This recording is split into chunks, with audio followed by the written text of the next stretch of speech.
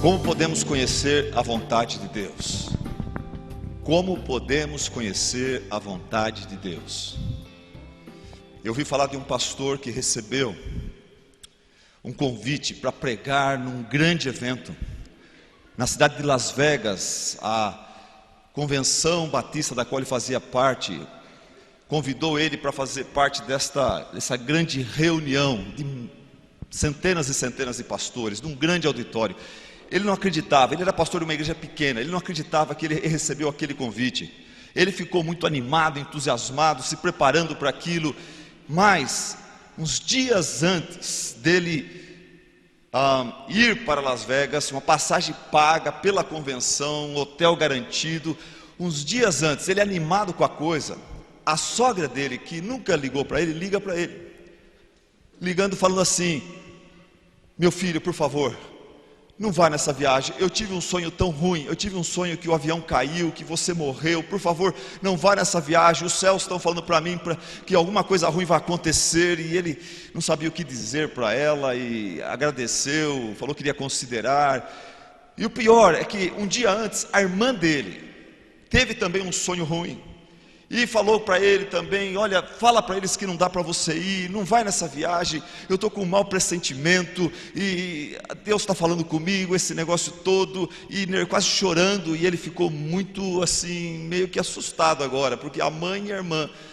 mas em casa a coisa pegou fogo. A esposa dele começou a ter um pressentimento negativo também, que não era para ele ir nessa viagem, e ela ali também quieta, acho que ela ouviu a conversa da mãe. Eu sei que esse homem, ele tomou uma posição firme, falou: não, eu vou e não vai acontecer nada não vai acontecer nada, isso aí é só pressentimento de vocês. Mas irmãos, a hora que ele chega no aeroporto, a esposa chorando ali, despediu-se dele, ele entra naquele avião, começa todos aqueles procedimentos, falando onde que está a máscara que vai cair caso o avião tenha um problema, fala daquele negócio que vai debaixo do banco para colete salva-vidas, fala das saídas de emergência e tudo mais. Ele começa a ficar meio nervoso, e o nervosismo, o pânico vai tomando conta dele. A hora que ele olha para a pessoa do lado está rezando um terço, e nervosa, quase suando, aquilo deixa ele tenso. E a hora que o avião vai para a pista de decolagem, aquele avião começa a ligar a turbina bem forte, esse homem começa a ficar apavorado, e ele ali disse o seguinte, ele falou: ali eu me senti muito nervoso, então eu decidi que precisava do conforto das Escrituras. Eu peguei minha Bíblia e fiz exatamente aquilo que eu ensino minhas ovelhas a não fazer: roleta russa bíblica. Eu falei: Senhor, eu preciso de uma palavra, fale comigo. E ele abriu em Amós 4:12, e ele leu ali, procurando de Deus alguma coisa que o confortasse, e a palavra disse: portanto, assim te farei, ó Israel. E por que isso te farei? Prepara-te para encontrar-te com teu Deus. E esse homem, você imagina, ele quase pulou do cinto dele, da cadeira dele, e pediu para parar aquele avião. Mas ele não fez isso, ele continuou ali. E ele foi para Las Vegas, foi na convenção, pregou o melhor sermão da vida dele. Ele foi uma bênção para muita gente. Ele até publicou um livro por causa daquela ida, porque ele obedeceu e foi. Irmãos, como é que podemos saber a vontade de Deus?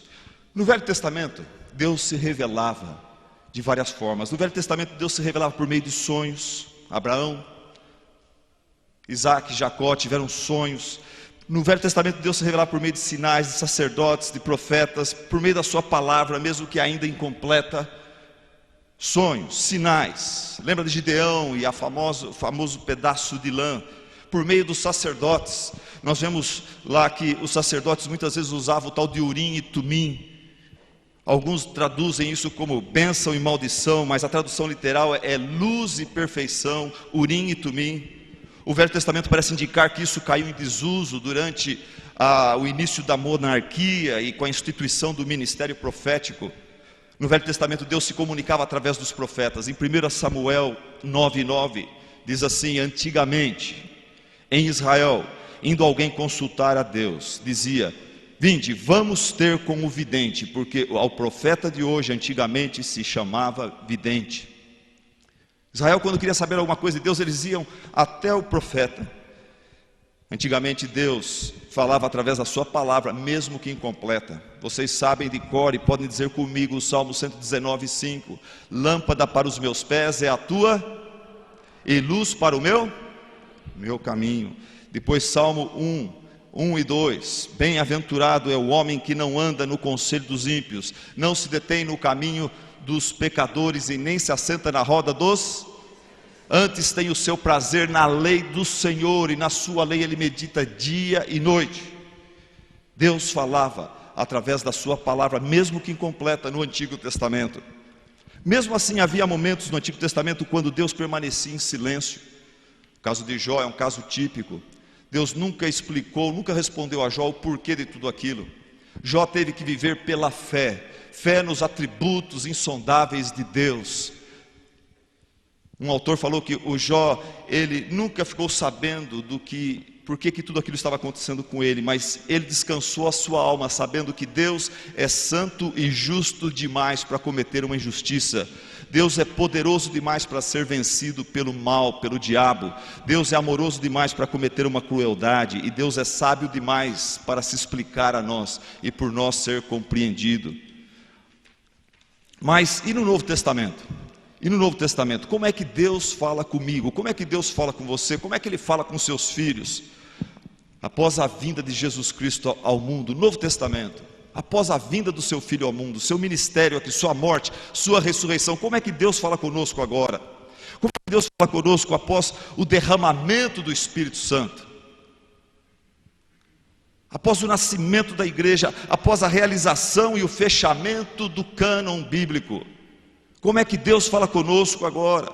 É óbvio que o livro de Atos e a história da igreja revelam que Deus passou a se revelar a nós de uma forma diferente após todas essas coisas importantes se realizarem.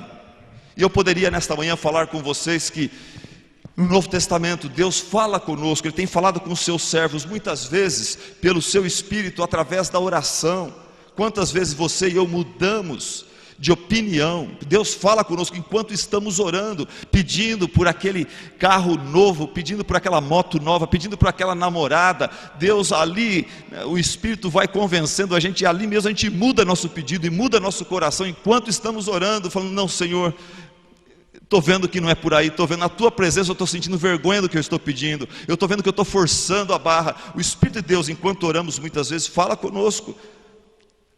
Deus fala conosco através da sua igreja. Quantas vezes eu fui abençoado, Deus falou comigo através da comunhão com os irmãos, através da riqueza dos cânticos, do louvor, da adoração, da pregação da palavra de Deus. As grandes decisões que eu tomei na vida foram em meio a uma pregação. O pregador está lá expondo a palavra de Deus, e eu estou pensando no meu problema e pensando naquilo que está sendo dito, e Deus vai clareando os horizontes, e Deus vai falando comigo. Eu saí daqueles cultos resolvido, decidido quanto a isso, quanto aquilo.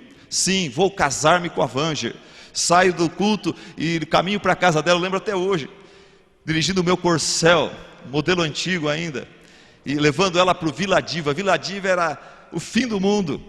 Você tinha que pôr o Corcel numa barca, depois tinha que deixar o Corcel ir de Cipó para chegar na zona leste onde a minha esposa morava. Passava pelas tribos dos índios, pagava lá, fumava o cachimbo da paz e tudo mais, e até chegar no portão da casa dela. E eu lembro que um dia Deus falou comigo num culto, no sentido de me ajudar a tomar essa decisão. Eu falei: Vanja, eu tenho uma coisa importante para te dizer. E ela, naquele tempo não tinha cinto de segurança, ela sentada contra a porta, olhando para mim assim, olhando para a minha glória, para a minha beleza. Ela falou assim: eu também tenho uma coisa para te dizer. Eu falei: você fala primeiro, depois eu falo. Não, você fala primeiro. Ela tinha no coração a mesma coisa, o que Deus tinha colocado no meu coração, naquela semana, naquele culto, naquela mensagem, Deus estava colocando no coração dela: vamos nos casar. Para que continuar esse namoro e ficar prolongando essa tortura, né? A gente louco para aquilo e não, né? Vamos logo, temos condições, o Senhor tem dado um bom emprego para você, um bom emprego para mim, vamos nos casar. E ali Deus tinha falado com ela, tinha falado comigo. Não é aquele negócio, sabe, ó, Deus falou comigo que você é a mulher da minha vida e você o quê? Né? Não é esse tipo de coisa. É uma coisa, quando Deus fala, Ele fala com os dois, sabe, não há conflito aí.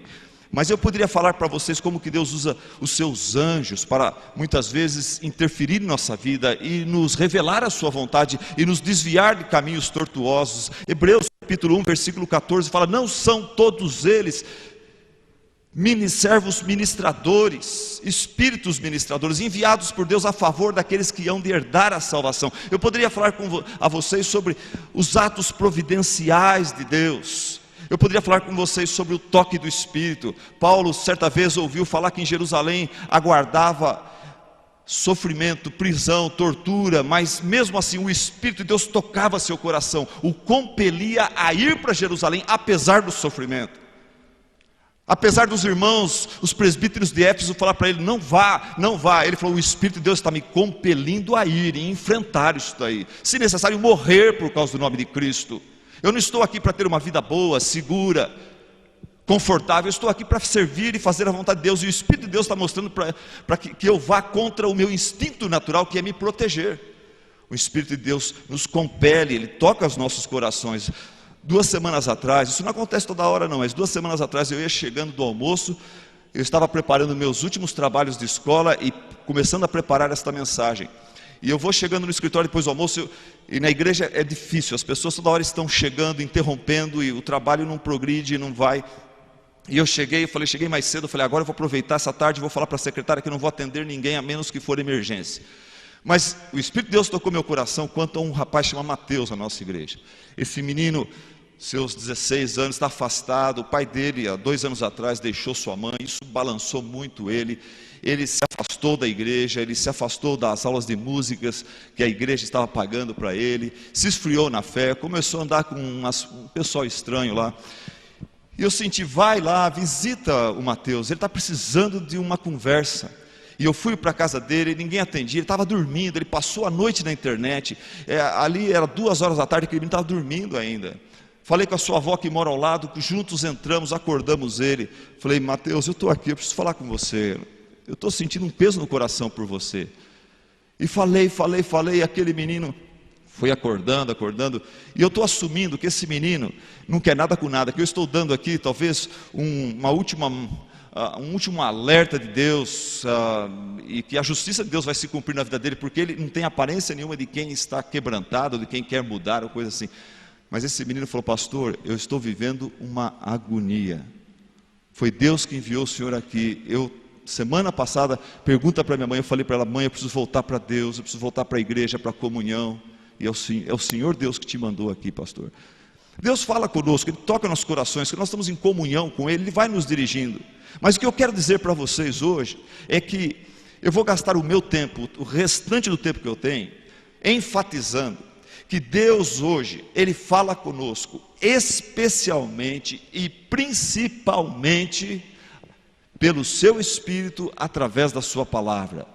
Eu faço questão de deixar essas duas coisas juntas. Deus não fala só através da sua palavra, mas Ele fala pelo seu Espírito, através da sua palavra. Esse é o jeito normal, principal, especial de Deus falar conosco nesta era da graça, durante o período do Novo Testamento. Pouquíssimas vezes Deus respondeu para mim alguma coisa de outra forma. Normalmente Deus me fala através da sabedoria das Escrituras, pelo seu Espírito.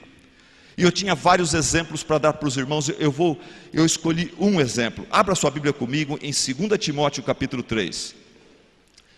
Segunda carta de Paulo a Timóteo, no capítulo 3.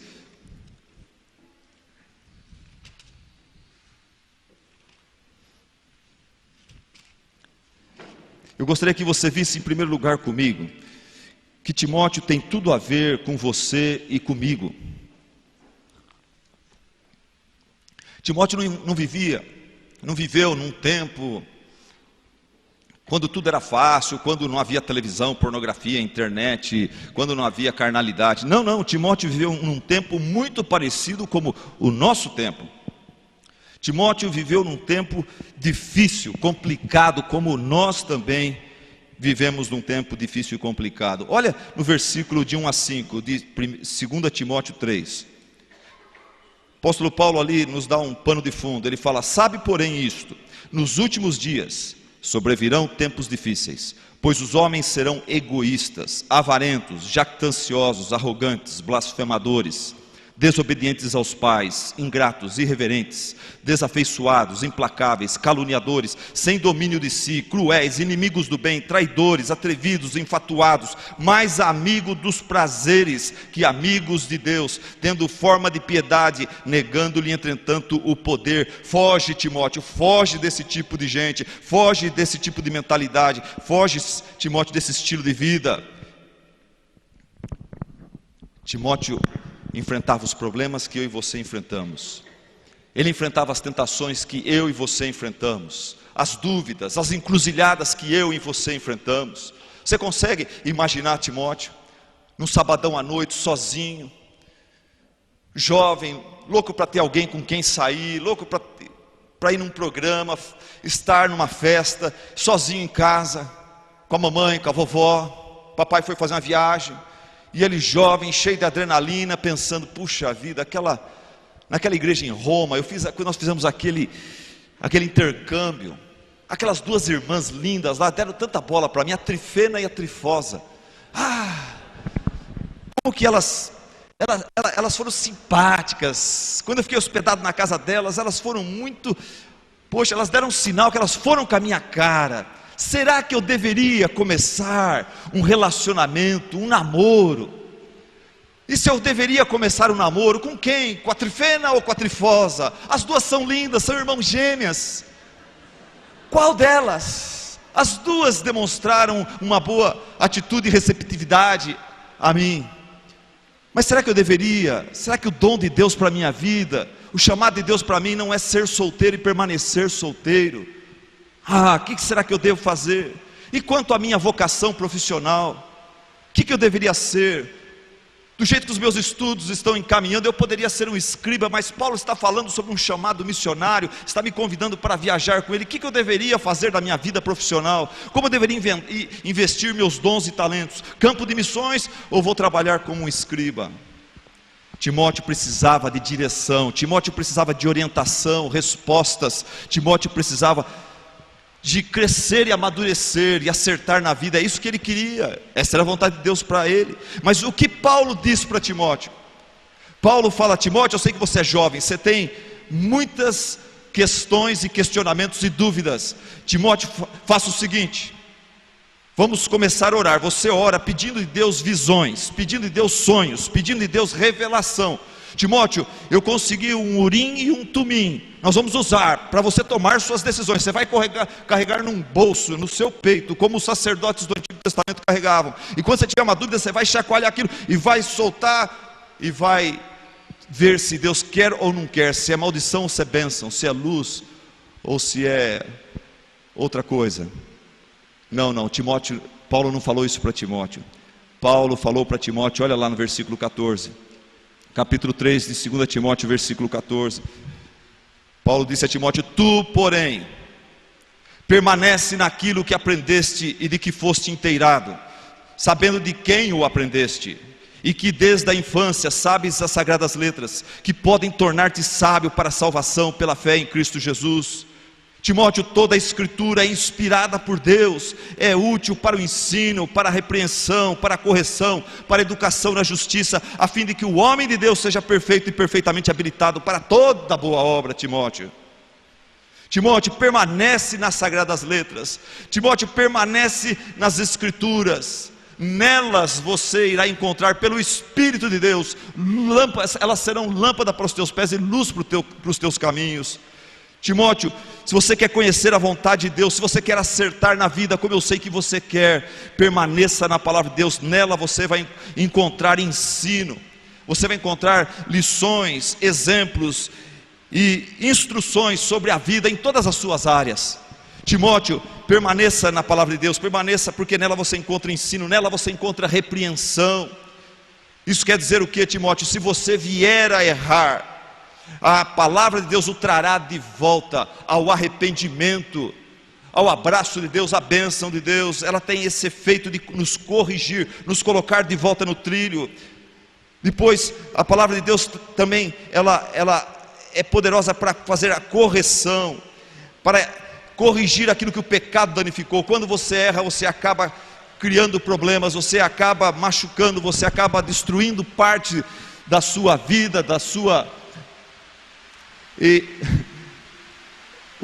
a palavra de Deus, ela é poderosa para ajudar a desentortar aquilo que... Pensei que ele ia sair para desligar a chuva, que está atrapalhando. Na palavra de Deus, Timóteo, você vai encontrar educação em justiça.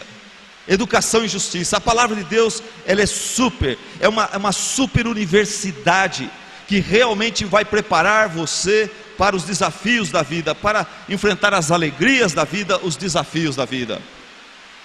Timóteo, a palavra de Deus, ela revela a mente de Deus, o estado do ser humano, o caminho para a sua salvação, o destino final dos pecadores e a alegria eterna dos salvos. Timóteo, na palavra de Deus, você vai encontrar doutrinas que são santas, os seus preceitos são indispensáveis, suas histórias são verdadeiras, suas profecias são verazes e a sua mensagem é poderosa. Timóteo, estude a palavra de Deus para tornar-se sábio, creia nela para ficar seguro, pratique-a para ser santo. Sua luz iluminará os seus caminhos, suas verdades alimentarão a sua alma, as suas promessas confortarão o seu coração.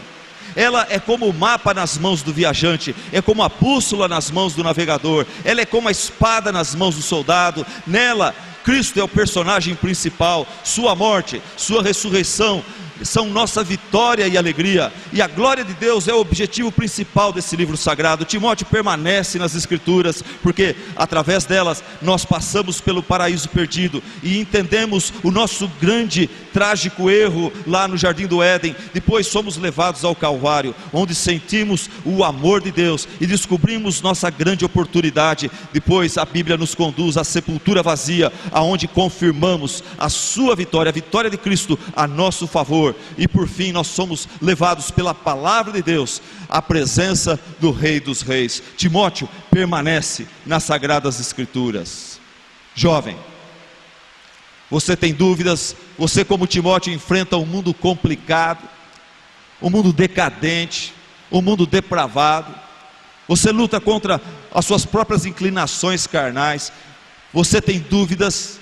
Fica na palavra, permanece na palavra. Pelo Espírito de Deus, através da palavra, nós somos instruídos. Isso que eu estou falando para você aqui não é balela, não é discurso de pastor, não é teoria que eu estudei e estou passando para vocês, é experiência de vida com Deus.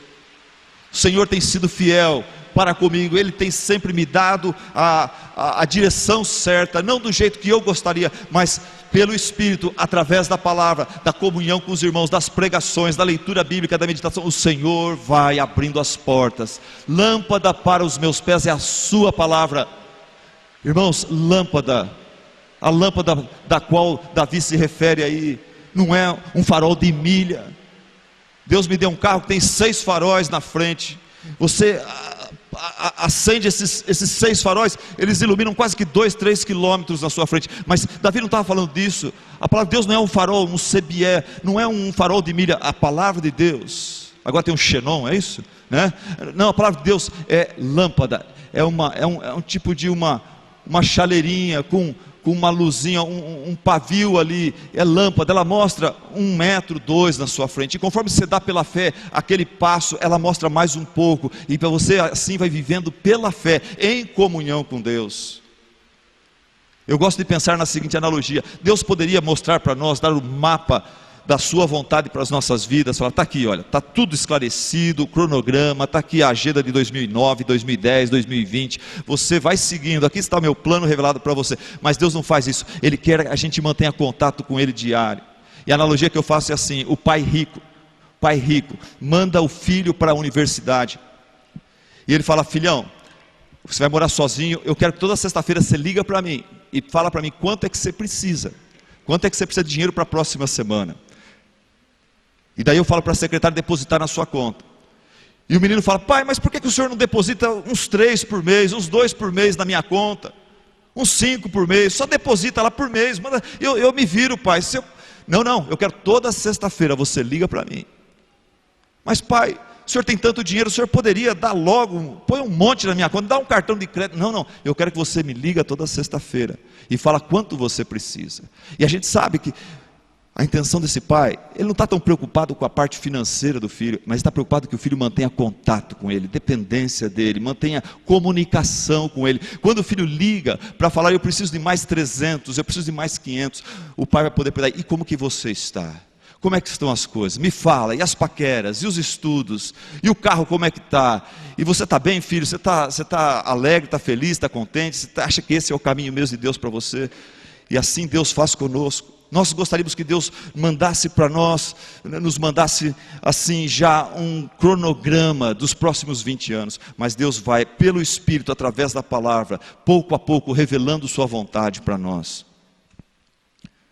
Pastor, agora estou pensando o que talvez alguns de vocês pensem. Você veio aqui talvez querendo decidir sobre um casamento, sobre uma profissão, e você está achando que, esperando que um pastor aqui, ou eu, ou qualquer um dos outros, venha te dar aquela resposta, né? É para casar, não é para casar, é para ser médico, é para ser... Pastor, não funciona para mim, fala para mim, o que o senhor diria para um jovem como eu, que na palavra não consigo, tudo isso que o senhor falou aí. Eu leio a palavra, eu medito a palavra, através dos sermões da minha igreja, eu escutei tanto sermão, Deus nunca falou comigo através de um sermão. Eu tenho dificuldade em conhecer a vontade revelada de Deus, pelo Espírito e através da palavra. O que eu devo fazer? Eu tenho 3 respostas para você. Eu vou começar assumindo o seguinte, porque o que está acontecendo com você pode ser algo simples, o que está acontecendo com você pode ser algo mais complexo. Eu vou começar pelo problema mais simples, é o problema de algumas pessoas dentro da igreja.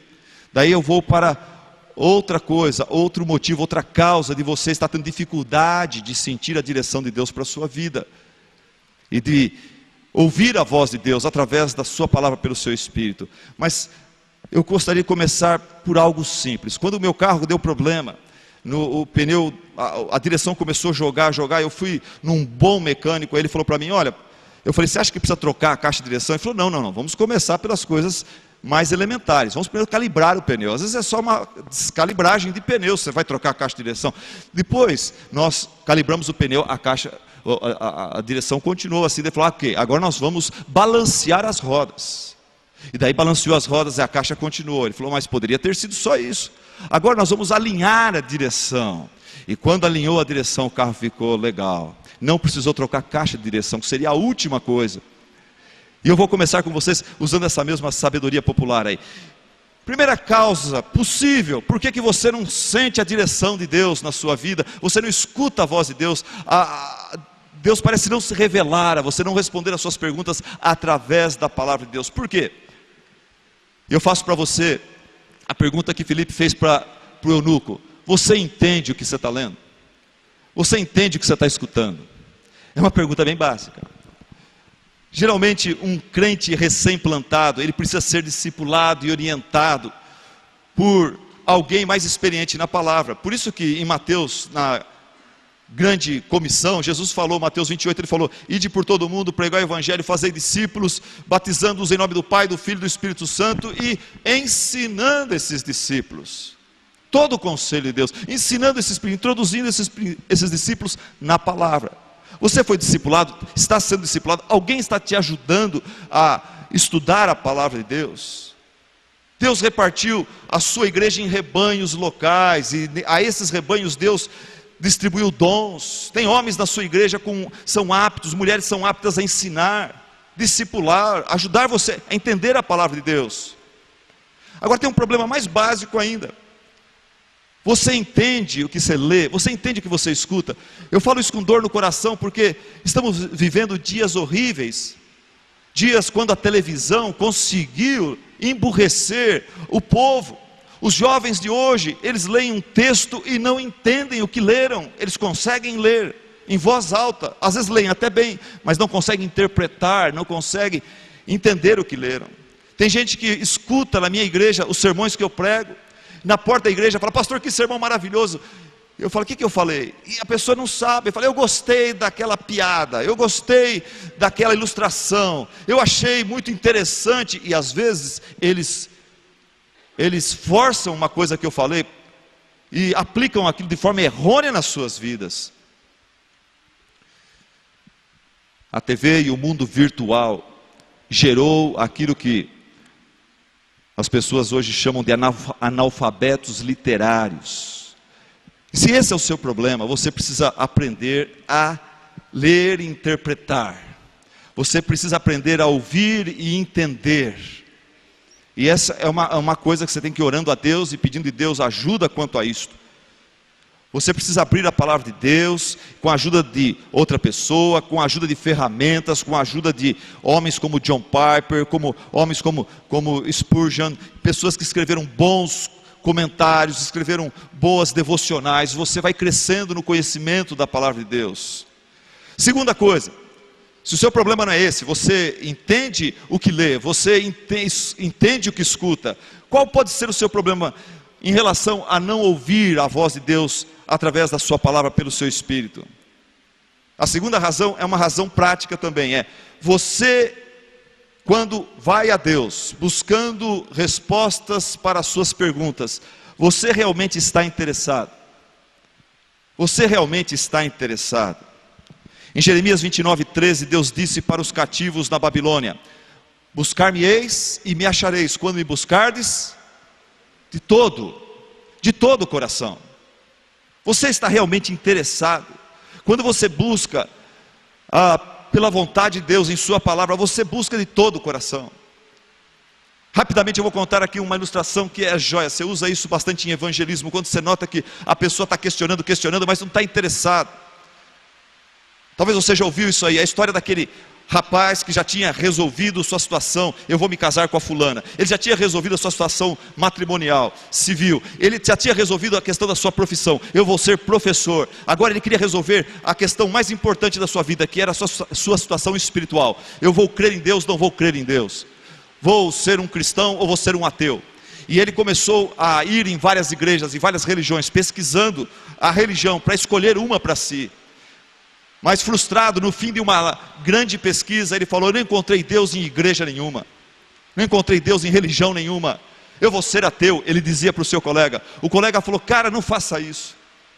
Antes de encerrar a sua pesquisa, o seu research, faz o seguinte: vai na casa do meu vizinho. O meu vizinho é um homem simples, mas é um homem que lê a sua Bíblia e vive a palavra de Deus. Ele é um homem que conhece a Deus, você percebe no rosto dele a alegria do Senhor. Ele é um homem que tem uma fé viva com Deus. Eu gostaria que você conversasse com o meu vizinho antes de tomar a sua decisão final pelo ateísmo. E ele foi, pegou o endereço, chegou na casa desse senhor, bateu, o senhor atendeu, ele explicou o porquê que ele estava ali. O senhor, com alegria, levou-o para o fundo do quintal, abriu a Bíblia em Jeremias 29:13, leu esse texto para ele: buscar-me-eis e me achareis, quando me buscardes de todo o vosso coração. E daí esse homem falou assim: não sei se você entendeu o que Deus está dizendo aqui? Ele falou: eu acho que sim.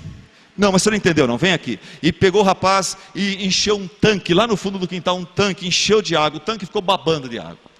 Pediu para o rapaz: tire a sua camisa. O rapaz tirou a camisa, falou: agora, deixa eu fazer o seguinte com você, coloca o seu rosto dentro da água. O rapaz colocou, falou: coloque suas mãos para trás. Eu vou fazer, não estranhe o que eu vou fazer, apenas preste atenção e procure aprender o que eu estou querendo dizer para você com isso. E daí o senhor pegou as suas duas mãos, colocou sobre a nuca do rapaz e afundou a cabeça na água, e segurou a cabeça daquele rapaz debaixo da água, submergido na água. E o rapaz ficou lá, achando aquilo tudo muito esquisito, meio assustado com tudo aquilo. Passou 15 segundos, passou 20 segundos, soltou umas bolinhas, blum, blum.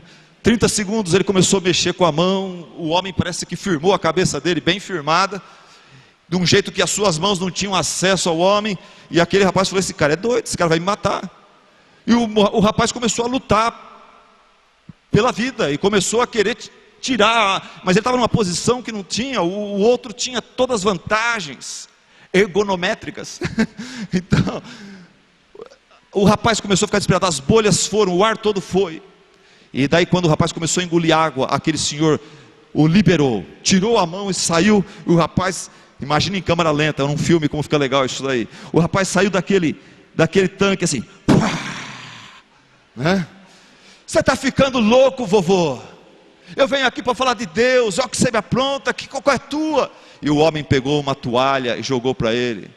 Falou, calma, calma, deixa eu te explicar.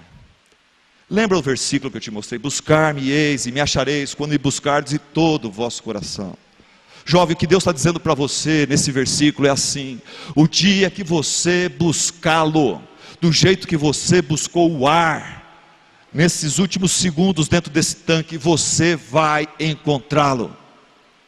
O dia que você buscar a Deus, do jeito que você procurou sua namorada, do jeito que você procurou a sua profissão, do jeito que você procura um prato de arroz com feijão, bife e cebola lá para 1h da tarde, o dia que você procurar a Deus, do jeito que você procura um fim de semana divertido, você vai encontrá-lo.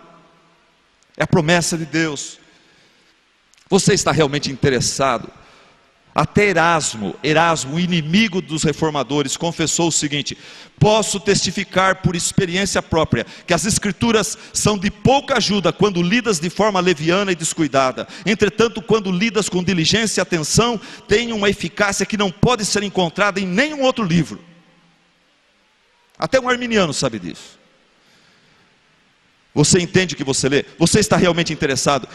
Agora a pergunta mais crucial, eu espero que o seu problema não caia aqui nessa questão, mas se cair você tem que ser sincero.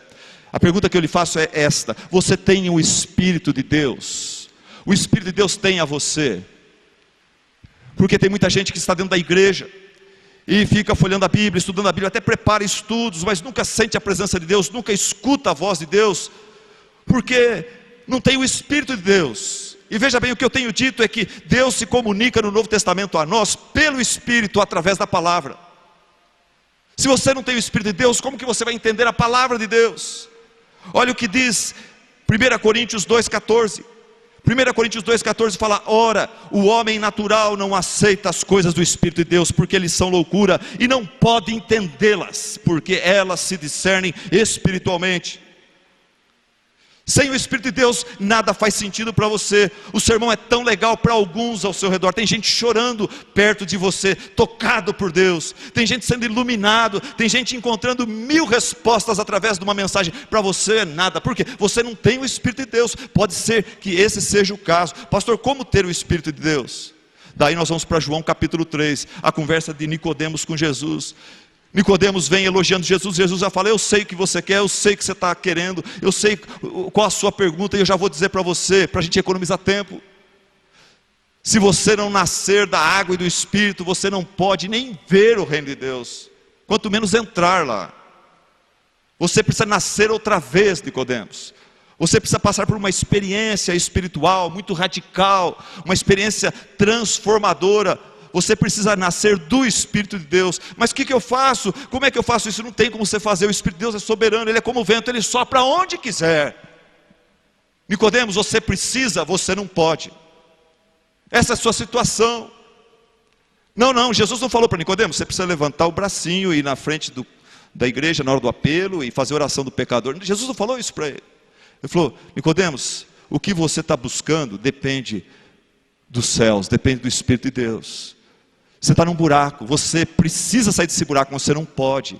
O que você pode é olhar para cima e clamar: Deus, Jesus Cristo, Filho de Davi, tem misericórdia de mim. Isso você pode fazer.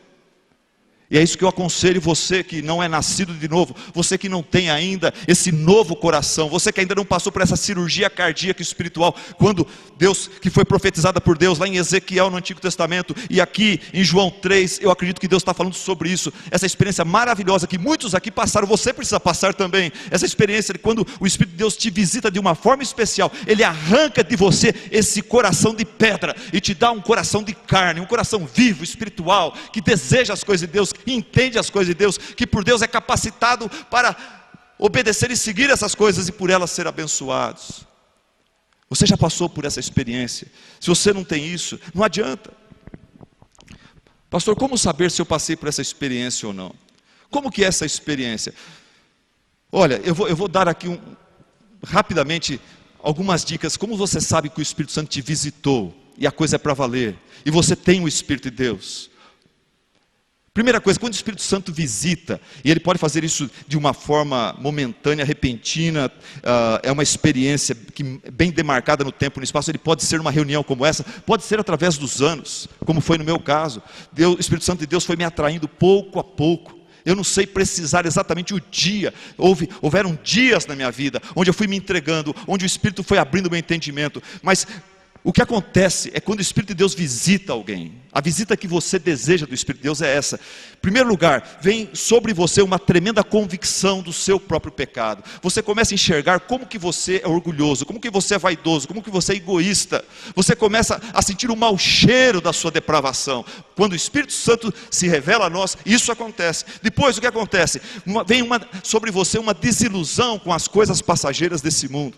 Porque o diabo logo vem ver você triste, e o diabo logo vem e te traz pratos, ele te traz programas, e você até às vezes tenta, e vai, e aceita essas ofertas, esses atalhos do diabo, do inimigo, mas eles não te satisfazem, você volta para casa pior, e você começa a crescer nessa desilusão com as coisas passageiras desse mundo, convicção do pecado, desilusão com as coisas desse mundo. Depois o Espírito Santo lhe dá arrependimento, depois o Espírito Santo lhe dá uma visão clara de quem é Jesus Cristo.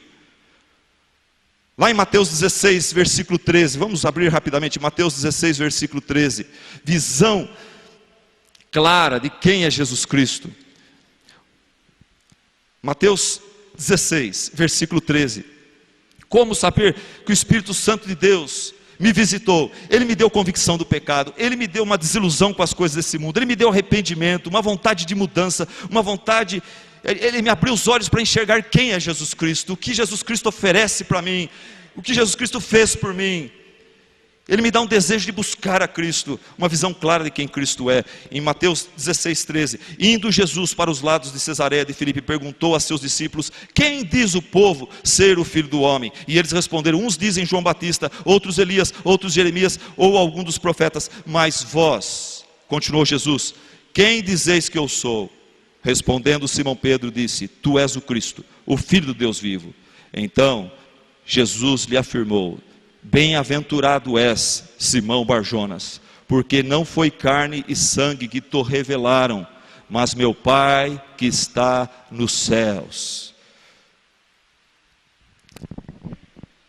Quando o Espírito Santo, ele nos visita, ele se revela a nós, ele nos dá uma visão clara de quem é Jesus. E a minha maior frustração no ministério é ver tanta gente batizado dentro de igreja batista, presbiteriana, pentecostal, que nunca teve realmente seus olhos abertos, em primeiro lugar para a sua depravação, em segundo lugar, pessoas que nunca se desiludiram com as coisas passageiras desse mundo, em terceiro lugar, pessoas que nunca experimentaram o verdadeiro arrependimento, alguns remorsos momentâneos, e pessoas, a desgraça maior, pessoas que nunca tiveram seus olhos abertos, iluminados pelo Espírito de Deus, para enxergar quem é Jesus, na sua beleza, na sua grandeza, na sua sublimidade. E talvez é o caso de alguns de vocês que estão aqui nesse acampamento, estão aqui, mas ainda não tiveram um encontro marcante com Jesus na estrada para Damasco. Você ainda não caiu por terra, você ainda não teve, os seus ouvidos espirituais não foram descobertos e curados para poder ouvir a voz de Jesus, e Ele revelar para você o seu plano para a sua vida. E por isso nesta hora eu vou tomar um tempo e fazer das palavras de um pastor negro que eu conheço as minhas palavras, e eu vou apresentar para você um pouco do que eu conheço acerca de Jesus Cristo. Preste atenção, escute agora. Quem é Jesus? Você o conhece? Essa é a minha pergunta. A Bíblia diz que Ele é 7 vezes rei. Ele é rei dos judeus, Ele é o rei da justiça, Ele é o rei eterno, Ele é o rei da paz, Ele é o rei do amor, Ele é o rei da glória, Ele é o rei dos reis. Este é o meu Jesus. Você o conhece? Você o conhece? Ele é quem criou os céus e a terra. Os céus e a terra declaram a sua glória, o firmamento, as obras das suas mãos. Em outras palavras, não há como nós medirmos o seu amor, a sua força, o seu poder. Nem o telescópio mais poderoso consegue alcançar o fim do seu universo. Nenhuma barreira é suficiente para impedir que as suas misericórdias se revelem a cada manhã. Você conhece o meu Jesus? Ele é infinitamente forte, Ele é plenamente sincero, Ele é absolutamente leal, Ele é grandiosamente misericordioso, Ele é soberanamente poderoso, Ele é completamente gracioso. Este é o meu rei, o rei Jesus. Você o conhece? Ele já se revelou a você. Ele é o Filho de Deus, Ele é o Salvador dos pecadores, o amigo dos pecadores. Ele é a peça central da nossa civilização. Ele é autossuficiente, Ele é augusto, Ele é singular, Ele é inigualável, Ele é supremo, Ele é indispensável. Ele detém o mais alto conceito na literatura. Ele é a personalidade principal da filosofia. Ele é o problema supremo dos críticos, dos racionalistas. Ele é a doutrina fundamental da teologia. Ele é o motivador principal de toda a filantropia neste mundo. Ele é a necessidade cardinal para a esperança humana neste mundo. Esse é o meu rei, você o conhece, você o conhece. Ele é o único capaz de suprir todas as suas necessidades. Ele dá força ao cansado, e Ele multiplica as forças do que está enfraquecido. Ele protege o tentado, Ele simpatiza e salva, Ele cura o enfermo, Ele purifica o leproso, Ele perdoa os pecados, Ele abençoa os jovens, Ele valoriza os adultos, Ele ampara os idosos, Ele recompensa os dirigentes, Ele promove os humildes. Esse é o meu rei, você o conhece. Ele habita num alto e sublime trono, mas Ele também habita com aquele que está contrito e abatido de espírito. Nele você encontra o princípio da sabedoria, o caminho para a paz, a base para a justiça, o exemplo para a santidade. Através dele você tem livre acesso direto ao trono da graça de Deus. Ele é o Senhor dos exércitos, o leão da tribo de Judá. Ele é o mestre dos poderosos, Ele é o capitão dos conquistadores, Ele é o superior dos legisladores, Ele é o governador dos governadores, Ele é o príncipe dos príncipes, Ele é o rei dos reis, Ele é o Senhor dos senhores. Este é o meu Jesus, este é o meu rei. Você já teve um encontro com Ele. Ele, quando se revela a você, quando Jesus se revela a alguém, essa pessoa não consegue tirá-lo da sua mente, essa pessoa não consegue fugir do seu amor, essa pessoa não consegue escapar do seu cuidado, essa pessoa não consegue desejar a sua ausência, essa pessoa não consegue viver sem a sua presença. Os fariseus não o suportavam, Pilatos não conseguiu achar um pecado nele, Herodes não podia matá-lo, a morte não o derrotou, a sepultura não o prendeu. Por isso, neste exato momento, a Bíblia diz que ele está assentado à direita do Pai, intercedendo pelos seus escolhidos e dizendo para todos que ainda estão vivendo no pecado: vinde a mim, vós que estáis cansados e sobrecarregados, e eu vos aliviarei. Jesus está dizendo para você nesse acampamento, nessa conferência: você está cansado de viver longe de Deus, você está cansado de viver essa vida medíocre no pecado, você está cansado de viver de acordo com os valores vazios e passageiros desse mundo. Vinde a mim e eu vos aliviarei. Essa é a promessa dele. Jesus está dizendo para você: comigo e junto com toda a igreja de Deus, vinde a mim, e você comigo e junto com toda a igreja de Deus, pelo meu Espírito e através da minha palavra, você não apenas irá conhecer os meus segredos, a minha vontade, mas você receberá também força para cumpri-la. Você, pela minha graça, irá descobrir que a minha vontade para a sua vida, ela é boa, ela é perfeita e ela é agradável. Amém. Amém. Abaixe sua cabeça, feche os seus olhos. Tem gente aqui precisando falar com Deus. Tem gente aqui precisando se acertar com o Senhor. Tem gente aqui precisando clamar: Senhor, se revela a mim. Tem misericórdia de mim. Senhor, me derruba no chão, Senhor. Eu quero ter esse encontro maravilhoso com o Senhor. Abra meus olhos para que eu possa ver Cristo. Senhor, eu quero deixar essa religiosidade superficial, vazia, pequena, medíocre. Eu quero experimentar a sua graça na sua inteireza. Por favor, faça com que meu cálice espiritual possa transbordar da sua graça. Querido Deus e Pai, queremos tanto a sua vontade, Senhor. Estamos cansados de viver os nossos planos, os valores desse mundo. Senhor Deus, estamos nesse congresso, estamos nessa conferência, Senhor, para saber como conhecer mais da sua vontade. Eu te louvo, Senhor, te agradeço por tantos que aqui estão, que já têm nas mãos a tua palavra, e que já têm no coração o teu Espírito. Louvado seja o teu nome pela conversão de cada um deles. Mas nesta hora, Pai, nós rogamos que o Senhor tenha misericórdia de alguns jovens, de algumas pessoas que aqui estão, Senhor, que porventura ainda não tiveram esse encontro marcado pelo Senhor. Pai, nós Acabamos de explicar, Senhor, eles se encontram num buraco, eles precisam sair, mas não podem, Senhor, mas nesta hora, em oração, nós clamamos: Pai, tenha misericórdia de nós. Senhor Jesus, tenha misericórdia de mim. Filho de Davi, tenha misericórdia de mim. E por favor, Senhor Jesus, na sua graça e misericórdia, nos chame para a sua presença. Abra nossos olhos, Pai, nos salve, nos transforme, nos dê essa nova vida. É o que nós lhe pedimos, é o que nós rogamos em nome de Jesus. Amém. Amém.